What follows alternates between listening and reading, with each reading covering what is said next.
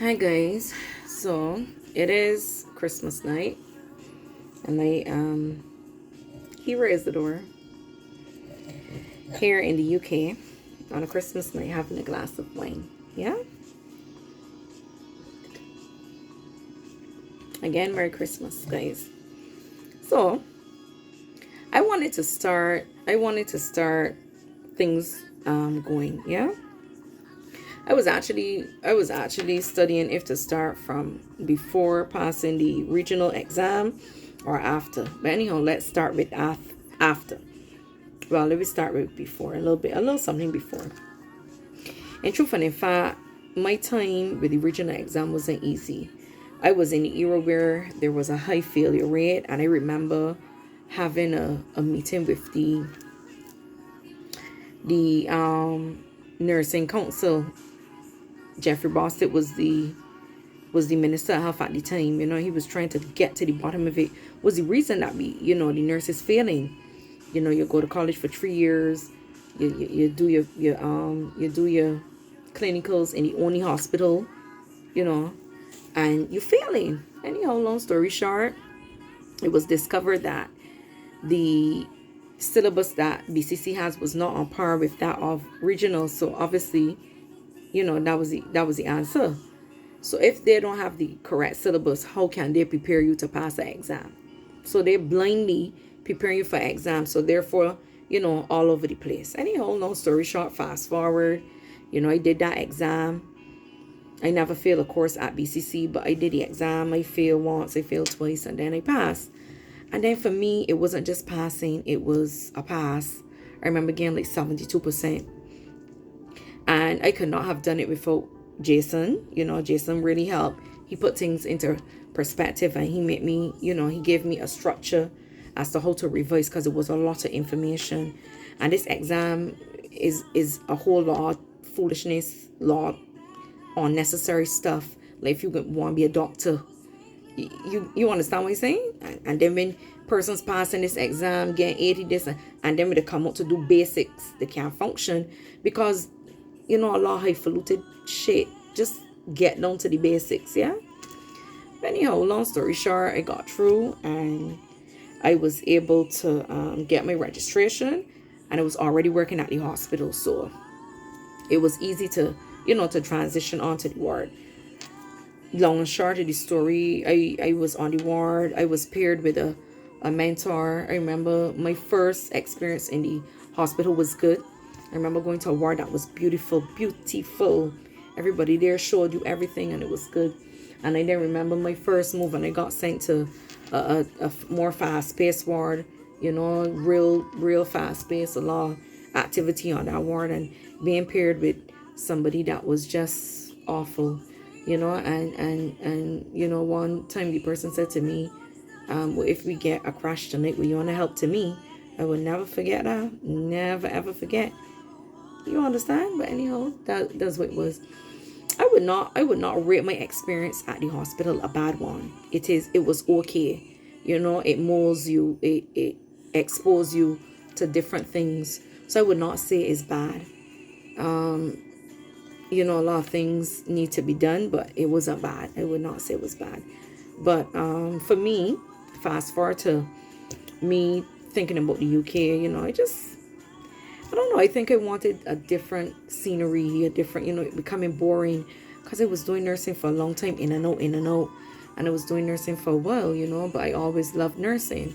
And then doing it at this level is so different compared to obviously when you would have been on train nurse and assistant. It's different. It's different, law responsibility is just different. So anyhow, fast forward to my application.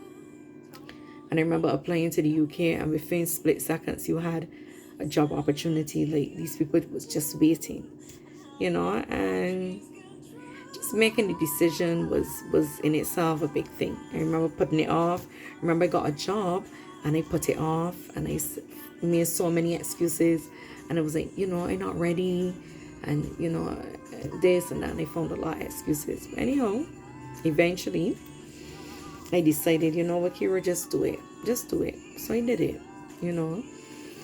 And I remember contacting this agency, New Professionals, and being having to meet a lady by the name of Zoe. Zoe was beautiful, still is very beautiful, and she was a darling, and everything she explained to me. And you obviously had to do your own research. Research is very important. You need to do your research. You can't just decide you want to come to England, you want to come to the UK or anywhere. You want to go anywhere to work and not do research. You need to do research. So you need to go and research the name of the hospital. If you get the job, you got to research the area that you're living in terms of the cost of living in that area.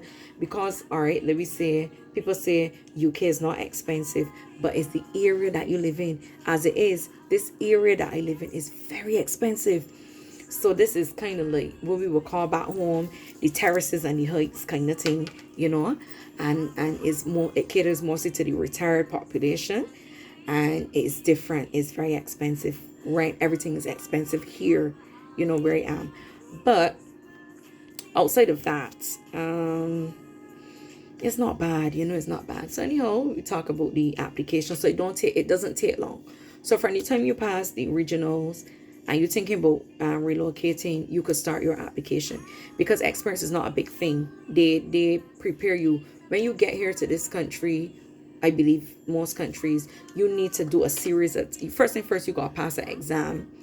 You have to pass their exam to be able to register with their nursing council. You don't just come and pick up like back home and start to work and nobody don't know if you's who. You understand? You understand? So you need to come and you gotta get DBS, you gotta get certificate checks, you gotta get, it's so many things. You gotta pay for this to get, listen, is enough things, Anyhow, after you do all of that, you have to do an exam. You got to do a written exam, which is the CBT exam. I had to travel to do that exam because it wasn't being offered in Barbados. So I had to travel to Trinidad to do that exam. And you would do multiple choice questions, 100 multiple choice questions. I think the pass mark for that is 65 as well. But they also give you 15 numeracy questions, calculations, drug calculations, and you're only allowed to get one wrong for that numeracy test. So there is, you do the numeracy test and then you get back your results right away. So I went to Trinidad and do that exam. My sister traveled with me. It was for a reason, but we had fun and stuff. And I was real thankful that she did go with me. Anyhow, so I passed that exam, came back. For any time I passed the exam, things started to, move. It was like NMC started the process to check this, check that, paperwork, you gotta submit this. It was a lot, but the good thing is that the agency, they're very hands-on. But I can't say I know Zoe was very hands-on. She did stuff for me and was just like, okay, we'll send it back to you, double check it, make sure it's correct. Once it's correct, you just need to, forward it, sign it, whatever. And for that, I was thankful because, you're still working, so you ain't really got that much time to be saying, reading this and reading that and checking this and doing this. So it was good. But I could say after passing the exam, when I got back home and passing the exam, it was probably like within 3 months that I knew the day I was traveling. So things happened pretty fast, yeah. So you pass the exam, you do the CBT, you pass, and then you know the hospital you're going to, you do your research and stuff like that. And it wasn't bad. I did my prep at home and stuff like that. Try to prepare myself mentally and everything for this move, but I don't think nothing can prepare you for this move. And, completely, it's a big thing. You're leaving your family, you're leaving your home. Here is that I was back home. I got my own little house. I got my car. I got my children, money in the biggest, but you still can live. But I decided to make the move. And you're making the move to somewhere that is not a wash of money. It's not a wash of money, so you still got a trend. It's like starting over. But anyhow, you still try your thing. And basically, when I got the ticket, I got the visa, I got the ticket, is when reality hit me. And I said, Lord, what is it really doing? But anyhow, I decide, I can make a move and I can try. and I tried, and I made the move. I prepared myself. I remember when I was moving, all types of people was telling all kinds of things. And I remember I had a sale. I had so much clothes back home. And everybody was saying, Kira, you can't wear this down here. Bum, it don't make sense, this, that, whatever. And I say, you know what, I can have a sale. So I remember having a sale. And I remember in having this sale, I made some money, and I said, well, this money that I made, whenever I travel, this is going to be for me to buy my winter clothes and stuff like that. So, I kept the money and stuff. And to travel, you need to have, if you come into the UK, depending on the time that you travel, you will be paid. If you come in the middle of the month, I'm not sure how it goes, but I remember coming at the end of October, and it was paid November, although I was doing classes. Fortunately for me, I didn't have to work and study. I was able to do classes, yeah, but I was paid in November. So you really need to have at least